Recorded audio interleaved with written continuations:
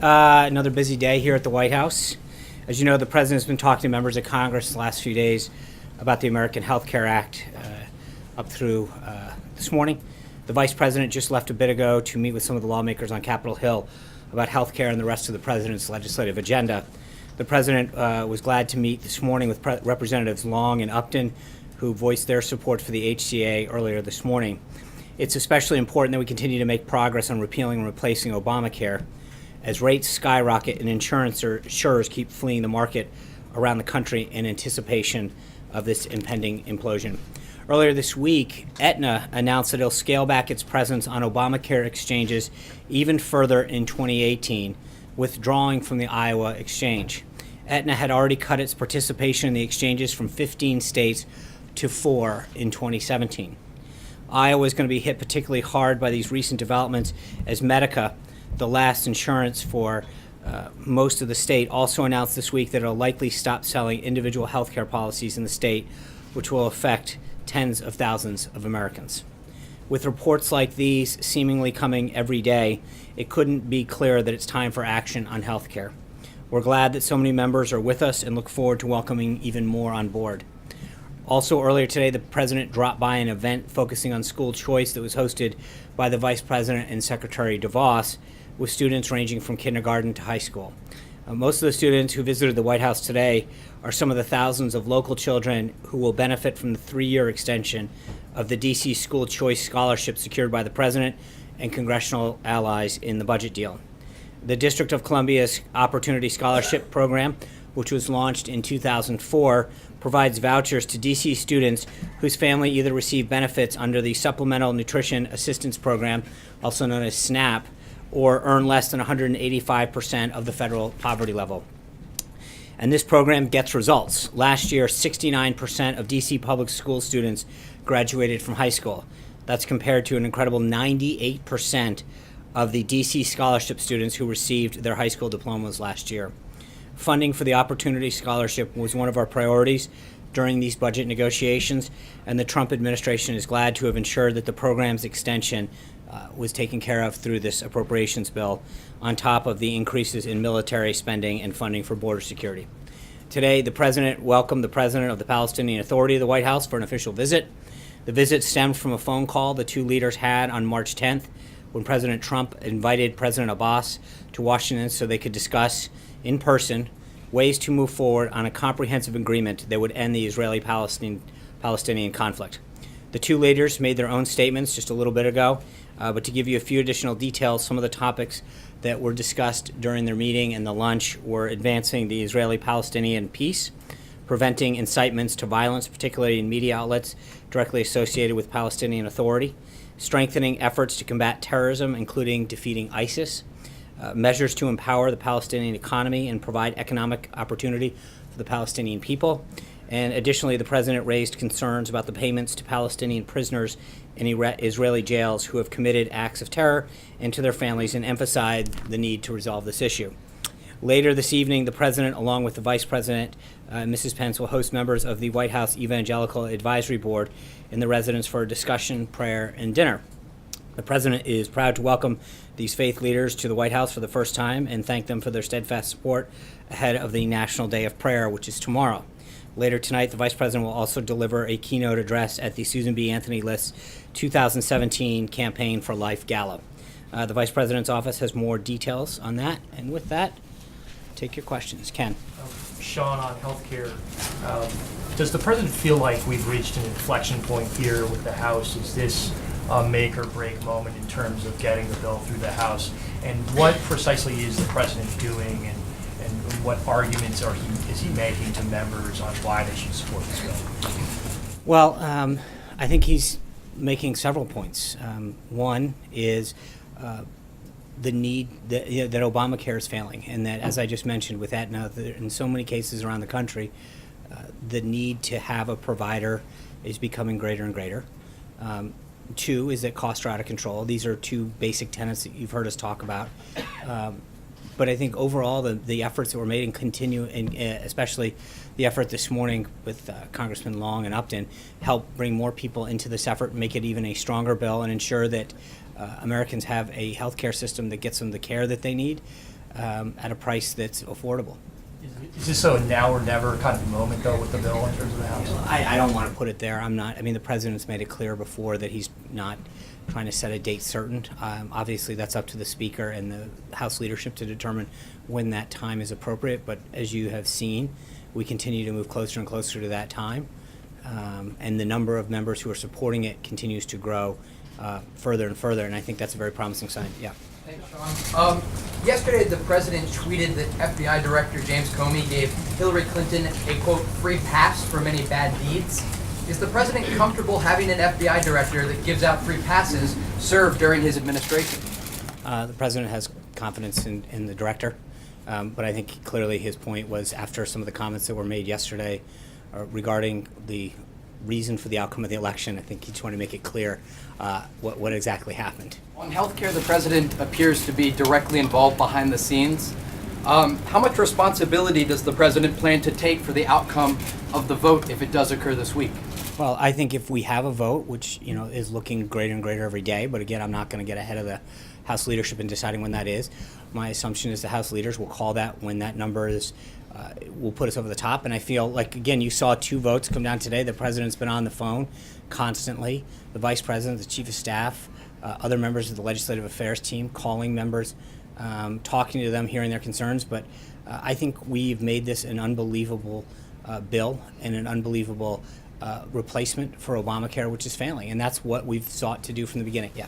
John, there was a report in Politico yesterday that seemed pretty well sourced, indicating that President Trump plans to sign an executive order tomorrow in the name of religious freedom.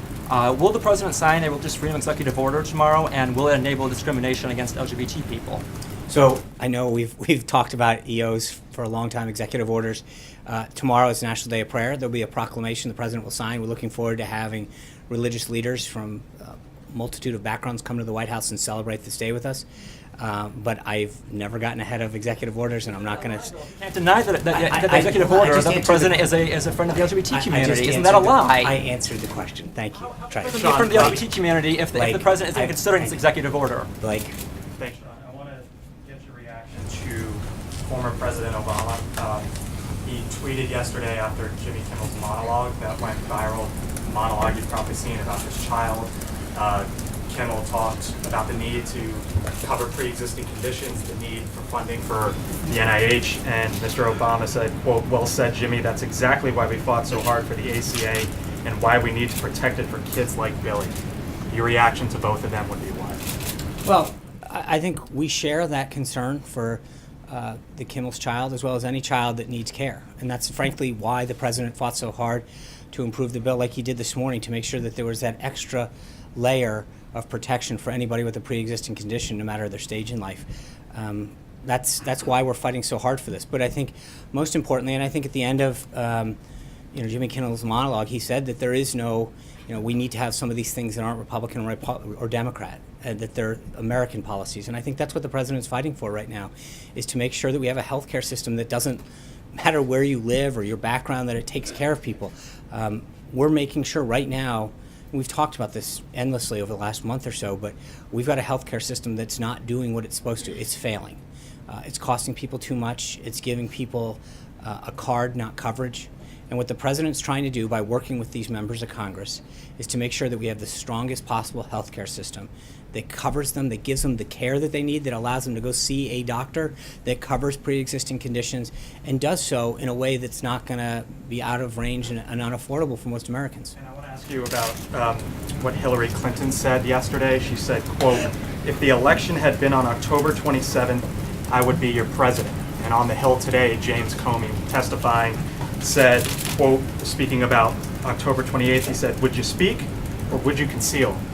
James Comey make the right decision on October 28th? Well, look, I'm a Patriots fan, and I think if games ended in the third quarter, there would have been a different team here last week. But you play a game 4 quarters, you play an election until election day. So, well, with all due respect to her, that's not how it works. You don't get to pick the day the election's on. It's set by the Constitution. The president won 306 electoral votes, and I think there's been plenty of analysis on the election and where people chose to spend their time and their resources and their messaging. And I think it's somewhat sad that we're still debating why the president won in the fashion that he did. Speaker concealed. Did he make the correct decision? Well, I'm not going to. I think, with respect to the election, I think the American people made their decision. Amen. Thanks, John. There's been a lot of focus recently on Ivanka Trump's role in this White House. Can you clarify for us what exactly her areas of responsibility are here and what her qualifications are for those responsibilities? Sure. I mean, I think Ivanka has built in a very successful business. She's been working with women to talk about empowerment and education for quite some time. It's a passion of hers. And I think for her to bring both her business acumen and success, her passion for women, empowerment and education, and entrance into areas and that they haven't been able to get to, is one of the reasons that Chancellor Merkel reached out to her and asked her to come to the W20 summit, because I think she can use her voice to help bring attention to issues. She can use her resources and knowledge of individuals to help break down some barriers that young women, older women face in education and business. That's where she has always had her passion. That's what she's working on now.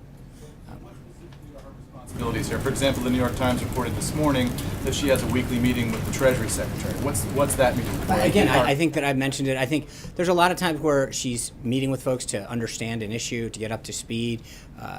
But I think her primary focus, which she's always said, where her passion is, where her time is going to be spent, is figuring out how to empower women, how to break down barriers for women, whether that's in small business, in education, women, young women in poverty or families, and figuring out how to help them. But of course, I mean, part of that is to have conversations with people in government and figure out what programs exist where we can help additional folks using government or fix a government program that might be not properly being utilized. But there's a lot of that. Matt. Thanks, John. Back to healthcare. An analysis from AARP showed that the sickest patients will pay nearly $26,000 a year in premiums under the new healthcare law, and that $8 billion, which was included in that amendment this morning, is not nearly enough to lower those costs. So I'm wondering, how does that, which would be a major premium hike on the sickest patients, square with the president's promise to both lower premiums and take care of those with pre-existing conditions? So it sounds interesting to me that there are so many variables that are unknown that to make an analysis of that level of precision, it seems almost impossible. Hold on, let me give you an example. So right now, pre-existing conditions are covered in the bill. They've always have been. We've talked about that before. States have the right to receive a waiver. If someone has continuous coverage, that's never going to be an issue. Regardless of no circumstance, does anyone with continuous coverage would ever have a problem with pre-existing continuous. If someone chose not to have coverage for 63 days or more, and they were in a state that opted out, and they had a pre-existing condition, and they were put into a high-risk pool, then we've allocated an additional $8 billion over 5 years to help drive down those costs. So for someone to know how many people that is, what number of states are going to receive a waiver, ask for and receive a waiver, is literally impossible at this point. So to do an analysis of any level of factual basis would be literally out of not an impossible thing. Follow-up questions. Okay. One, would the president prefer, does he have a preference as to whether or not states opt out, given that option? And two, yes or no, will people with pre-existing conditions pay higher premiums under this bill than they currently do? I think everything that we've done, including the additional $8 billion this year, have everything that I've seen shows that the cost curve goes down for them in a lot of ways. So I would, if you have pre-existing conditions, and again, remember what a small pool that is. If you have a pre-existing condition currently, the bill protects you. The only factor would be is if you live in a state that potentially has asked for a waiver and then is subsequently granted it, and if you've gone 63 days without continuous coverage. So if you have continuous coverage, if you live in a state, it'll never ever be a factor. But the president has worked to make sure that in every single scenario, everybody, he has kept true to his word that pre-existing conditions are covered and that the cost curve continues to bend down. And so. Then on that other question, the congressman this morning from Michigan was saying he's confident from conversations with his governor that his state will not ask for a waiver. Great. Does the president have a preference as to whether or not states ask for waivers? The president's preference, and the president believes in states' rights, number one. Number two, his, not just preference, his goal is to make sure, as he stated repeatedly, is that pre-existing conditions are covered, care coverage goes up, and costs go down. Those are the principles that continue to guide him. Cecilia. Thank you. I want to go back to Director Comey on the Hill today and some things he said about Russia. One of the things that he said was the Russian government is still involved in American politics. Is that the view of this White House? I think that's the view of the FBI. I mean, I'm not. Is that different than the White House? Well, I don't. I mean, we rely on them and the rest of the intelligence community to provide the president with updates on what they're learning. So it's not. We don't. It doesn't go that way. The director and the intelligence committee update the president on all of the threats that the United States faces. And all of the intelligence activity that need to be briefed. And in that particular one, does then he accept that? Well, again, I don't know what he is briefed the president. I'm not trying to be coy on this, but I'm just saying, like, I don't know what he has recently briefed or how. I know that the question that was asked during the testimony. I don't know what new evidence beyond what they shared with the president in December has happened between then and now. Okay, there's one more thing on that front. He called Russia, quote, the greatest threat of any nation on earth. Is that something the president agrees with? I think the president's been very clear that he thinks the threat that North Korea poses with the potential nuclear weapon that has range capacity is something that he finds to be threatening to the lives of American and our allies. Alexis? I have two healthcare questions. Okay. Can I follow up on what you were saying about the president's conversation with Congressman Upton? Until yesterday, the president thought there was sufficient funding, and Congressman Upton came to him and suggested $8 billion more. You were just saying that it's impossible to estimate what would be needed. My question is, why did the president think that there was sufficient protection for those individuals who have pre-existing health conditions yesterday, but today he now believes $8 billion will cover it? What persuaded him that the number that he had embraced yesterday was not sufficient and that $8 billion is going to do it? So in this particular case, Congressman Upton, I think Congressman Long addressed it, that he, through a series of conversations that he had with the president, shared with the president a concern that he had in their shared goal of covering pre-existing conditions. The president, as Congressman Long discussed outside, expressed that the president expressed to him that the pre-existing conditions were covered and went through the various scenarios. Congressman Long felt as though there were scenarios in which potentially the high-risk pool, it wasn't a question of coverage, it was a question of cost. And so the president engaged in a conversation with them, and through some of the analysis that Congressman Upton and Congressman Long had done, the president agreed that if we add an additional safety net, which is frankly what that is, not on the coverage but on the cost, that could ensure that the cost curve further gets bent downward. And the president agreed, because at the end of the day, look, the president's talked about this from the beginning, that he wants to work with members to make it the strongest possible bill, to have the strongest outcome for the American people in a healthcare system in which both the cost continues to go down. And I think that's one point, Alexis, that we keep forgetting in this discussion with what we're trying to do. It's not just replace Obamacare. Obamacare is dying on the vine. The costs are spiraling out of control, deductibles are going up, and carriers, again, this isn't a theoretical discussion. Aetna, as we just discussed, is pulling out of states, and counties around the country are now going down to one, in some cases, zero choices. So this isn't a question of just replacing something. We are actually at a point where if we don't do something, some people in this country will have no options for coverage. We've got to do something, and that's where the president has been willing to work with members, pick up the phone, and figure out how do we get this done to make sure that every American's got the coverage that they need. Also ask about the next step. There are members of the House who are concerned on the Republican side that they could vote for something that will change dramatically in the Senate. What is the president's message to those members who are concerned about that? Is he going to press the Senate to embrace whatever may or may not come out, but you hope may come out of the House? Well, of course. To be adopted by the Senate in whole. Well, I think the legislative process works its will. The Senate will take up the House bill, and then they'll go to conference. And then that's when both sides, again, will have an opportunity to discuss any potential changes. The president feels really good about how this bill has evolved, how much stronger it's become. to achieve the goals that he set out, and he continue to work with Leader McConnell and others when it gets to the Senate to make sure that we, anything that there could be issues that come up between now and then, but our number one goal is to get it out of the House, focus, and then have those conversations with the Senate, and then go to conference. But for right now, and in a perfect world, they would just take it straight up and we would go. But I have a feeling the Senate's going to want to say at this, so we'll go from there. John. Thanks a lot, Sean. Chairman Upton and Congressman Long, we're very pleased, as we heard before, with this legislative fix. They say they've turned their no's into yeses. That's right. Do you believe there's additional legislative fixes that are still to come before this bill actually hits the House floor? The president's always said he's willing to hear ideas. This is a question for Speaker Ryan, Leader McCarthy, and Congressman Scalise in terms of when's the appropriate time. If they feel that they've gotten to a place where they have the votes necessary to take it to the floor based on the number of suggestions and fixes and updates, then that'll be up to them. But I'm not going to prejudge. In this case, through those conversations, and the president has constantly been on the phone for the last several days and continues to do so to hear members' issues and concerns.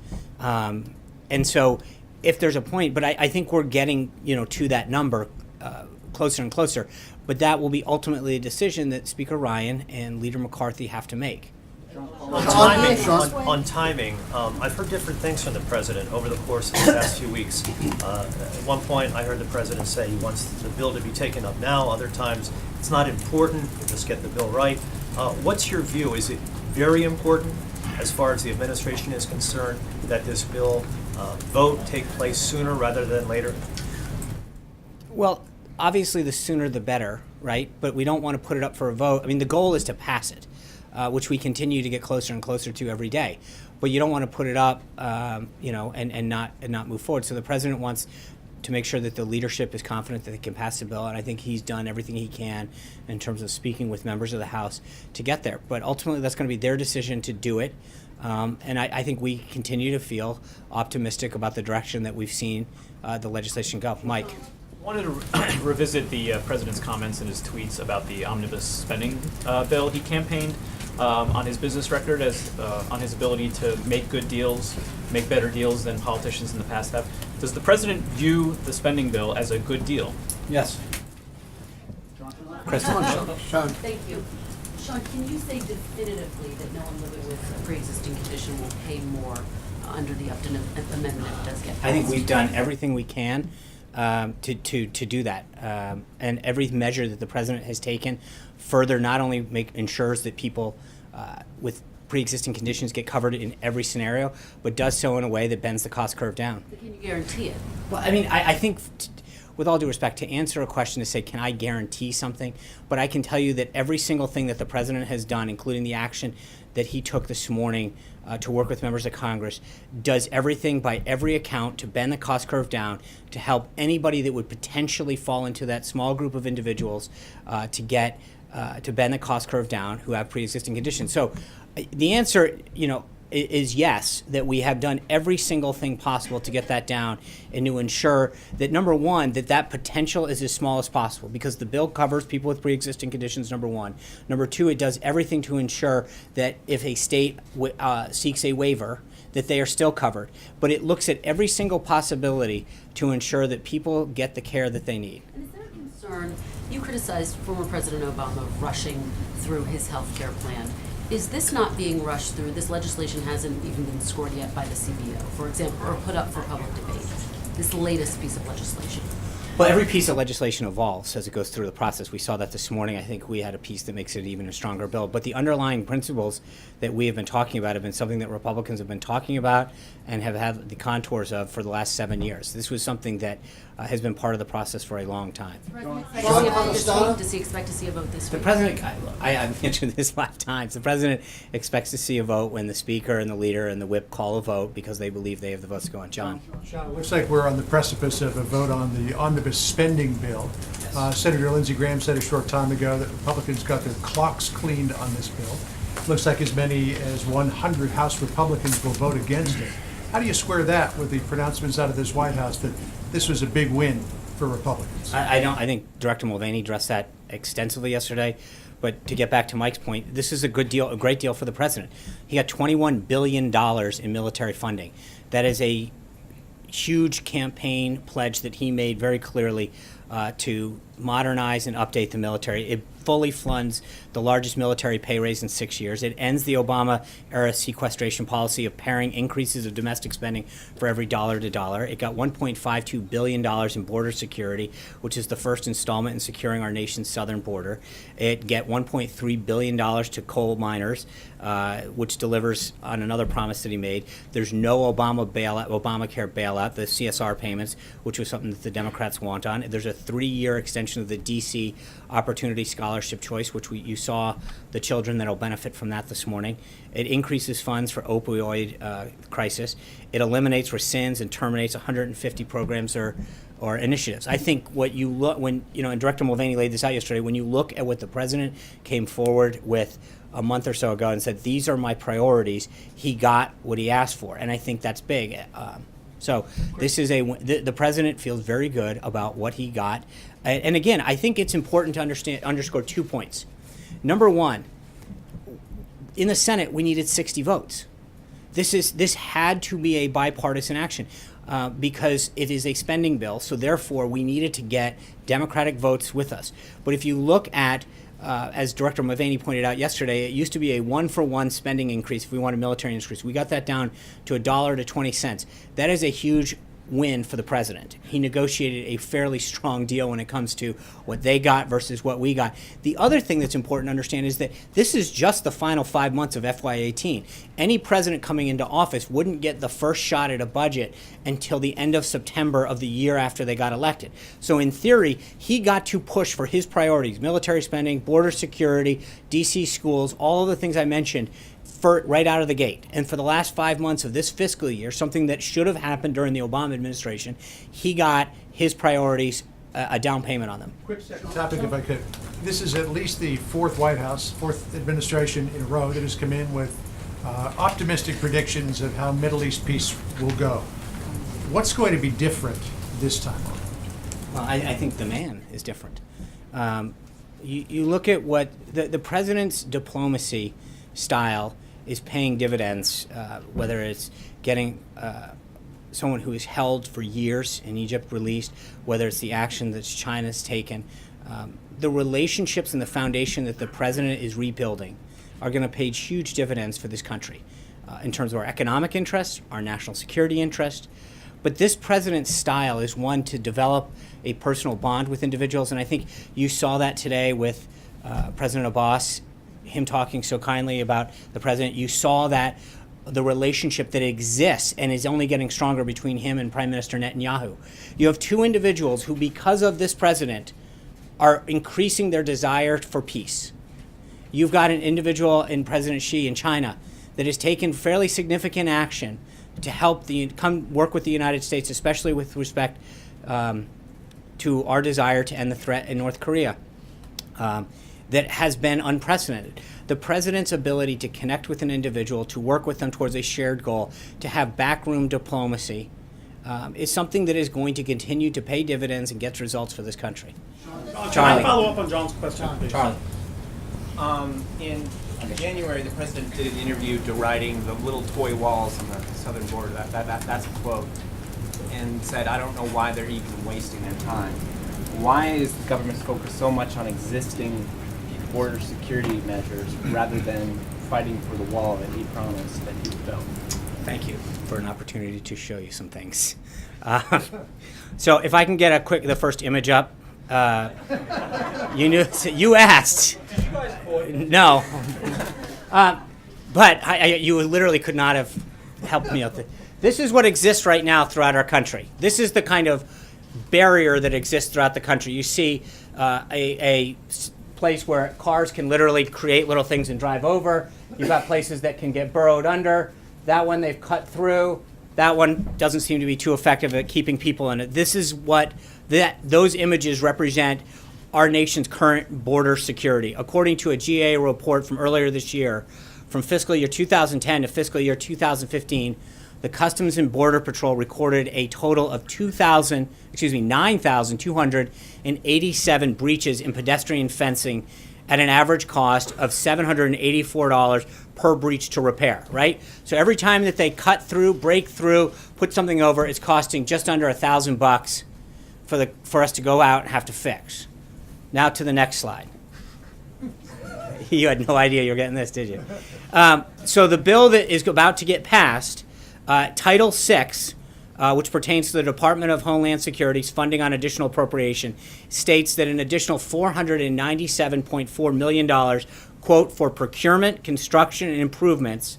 Of that total, $341.2 million are to, quote, and this is literally what it says in the bill, to replace approximately 40 miles of existing primary pedestrian and vehicle border fencing along the southwest border using previously deployed and operationally effective designs such as currently deployed steel bollard designs that prioritize agent safety. So that's your answer, Charlie. Hold on. So hold on. Let me just, we have a porous border right now with broken fences, things that can be cut through, places that can just literally be driven over. And to replace this with 20-foot high Ballard wall will protect our country, something that the DHS has designated the most effective way to do this. So that's what we got out of this bill. Just one question about Sure. the photos. Are those photos of fences or walls?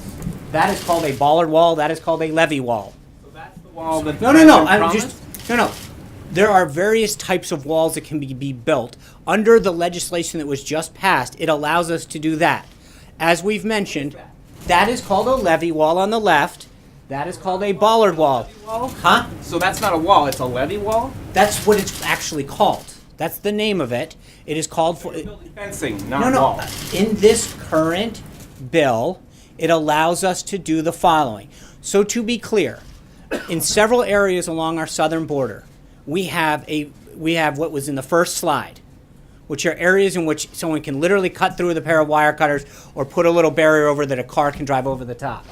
Okay, what we've done is taken the tools that we have to replace, and if you look at that one in particular, you've got a chain link fence is what is currently at our southern border. That is literally down there now.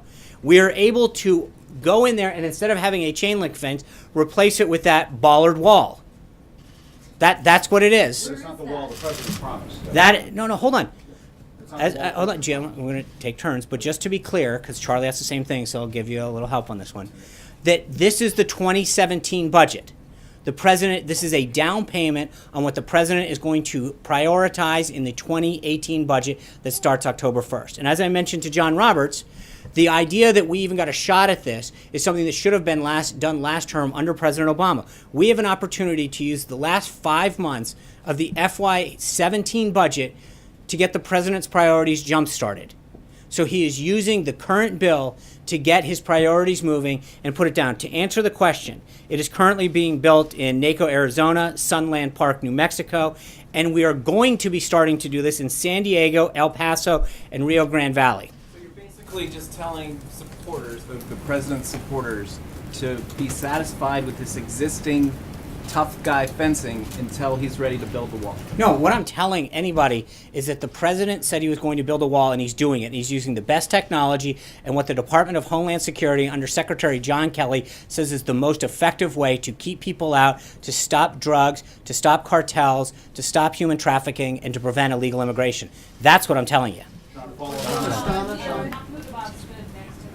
Today and said he wants to see East Jerusalem as the capital of a future Palestinian state. Yesterday, Vice President Pence said you're still looking at moving the U.S. Embassy in Israel to Jerusalem. What is the White House view on those remarks? I mean, we didn't hear anything from President Trump in response to that. I think the Vice President, as you noted, commented yesterday that it's still something that is being discussed and considered by the President. It'll continue to be a discussion that he has with both Prime Minister Netanyahu and President Abbas, but obviously we're not going to. Palestinian portion. Again, I'm not going to. I will. They had a series of private discussions That is why the president is able to effectively get things done for this country, is to not negotiate out in public. He's going to continue to have discussions with Prime Minister Netanyahu, President Abbas, moving forward, and he feels confident about where that relationship was and developments that were made today. He doesn't object to what President Abbas said, it's just not decided. It's Is not, that no, what it's not a question of not decided. I'm not going to negotiate what they are talking about in private from this podium. So that's, That's why I'm I asking. understand it. I'm just telling you that we are not going to negotiate from the podium. Jim? Just to follow up on the president's meeting with Abbas, he did say at one point, frankly, talking about Middle East peace and the Israeli-Palestinian conflict, maybe it's not as difficult as people have thought. Why does he believe that the toughest, arguably the toughest foreign policy challenge in our lifetime may not be as difficult as people have thought? I think both of these leaders have very publicly expressed the confidence they have in the president's negotiating skills, in the president's desire to work to get peace, the relationship that he's built with them individually, and the trust and respect that they have for him. And I think that he, in discussions with them, in private discussions with them, feels very optimistic about the shared goal that everybody has. Obviously, there's a lot of issues that have to get covered, but the president understands that they respect his ability to want to get this done, his relationships and respect that have been developed, and I think this is something that he really wants to have happen. And getting back to health care, why even monkey around with pre-existing conditions? That's the most popular thing in Obamacare. Why are you guys spinning your wheels, messing around with pre-existing conditions? I wouldn't call it messing around, or however you phrased it. I think the president wants to do everything. Right now, people with pre-existing conditions are covered. They're not discriminated against. No, just hold on. You're going to change to a system where who the hell knows what's going to happen? It depends on what state they live in. If they live in this state over here, that governor may seek a waiver, and all of a sudden they're thrown into this system where hopefully that fund is going to cover their pre-existing conditions. It is a big change for people who live with those kinds of illnesses, is it not? Well, look, the big change, I guess we have a very different view of this, because my view, and I think the president's view, is that Obamacare, if you have a pre-existing condition, and you no longer have a health care provider, and your premiums or deductible are going through the roof, then you don't have coverage. And we just read it out. I mean, if you have throwing the baby out with the bathwater. No. What I'm saying to you right now, no. Because it's not. You're saying it's not working. But then why change pre-existing conditions? We're not. No, we're strengthening. I think, look, we have done everything to not only strengthen, but to guarantee. If the governor can say, here's my waiver and no more sure pre-existing you can, Jim, conditions. I walked through this. But I think the fundamental point that seems to be getting lost is that if you have Obamacare right now, in case after case, you are losing it. So if you have a pre-existing condition, and you have a card that says Obamacare, but no one will see you or you can't afford it, then you don't have coverage.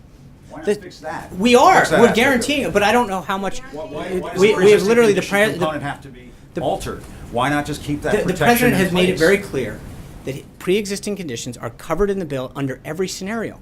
I don't know how much clearer we can state it. So anybody who has a pre-existing condition under Trump care, they're going to be fine? Yes. Without question? There you go. Sean, thank you, Sean. Thank you, Sean. Want to follow up on healthcare. I just want to know why the White House is pushing so hard for a vote on this healthcare bill at a time when, as you just said a few minutes ago, it's literally impossible to analyze its impact on the healthcare system. Why not wait for that analysis to come out? The vote is going to happen, as I've said like 8 times now, when the Speaker and the Majority Leader and the Majority Whip want to. Our job is to work as hard as we can to work with members of Congress who want to see their healthcare system improved. That's what we're doing. That's what we've done. And so it'll be up to the House leadership to decide when to vote. Zeke. 2 questions for you. One following on Jordan real quick. You just made a guarantee to the American people on behalf of the president regarding pre-existing conditions, but you told Matt and Jordan earlier that literally impossible to know the impact of this law. So how can you make that guarantee? No. They were asking about cost. The president has made it very clear on numerous occasions that he's going to make sure that pre-existing conditions are covered. And the White House has the analysis to back that up, is what you're saying. The president, every scenario, yes. Thank you. And then to follow up on something that Director Mulvaney said yesterday regarding the president's tweet about calling for a good shutdown potentially in September. He said the reason the president sent that tweet was he was frustrated by Democrats spiking the football and thereby poisoning the well for future negotiations. The president, when he was campaigning, said he was going to win for all Americans. Why did the president's feelings matter at all And it's the process that I think he's frustrated with, because he does want to win for every American, and I think that's why he's fought so hard for this. But you've seen time and time again, Democrats obstruct routine things that they supposedly are for, but do everything they can to obstruct. I think the president is frustrated with the system. He's talked about how archaic it is in the Senate in particular, because he is out there working to try to get, whether it's health care or tax reform or his cabinet, through the Senate. There are various things that the president's trying to do that are issues when he's having conversations with members of the Senate or the House who will say, I'm with you on this great idea, but I just can't vote with you. He is, I think, understandably frustrated with how hard he's working to achieve the promises, goals, and objectives that he set out with the American people to make the country better and to deal with multiple layers of obstructionism. Sarah. Thanks, John. So you've cited this 60 vote threshold as the reason why funding for the wall wasn't pursued in this spending bill, but what's going to be different in September? I mean, presumably the legislative conditions would be the same, so what will change between now and September to give you confidence that we'll get funding for the border wall then?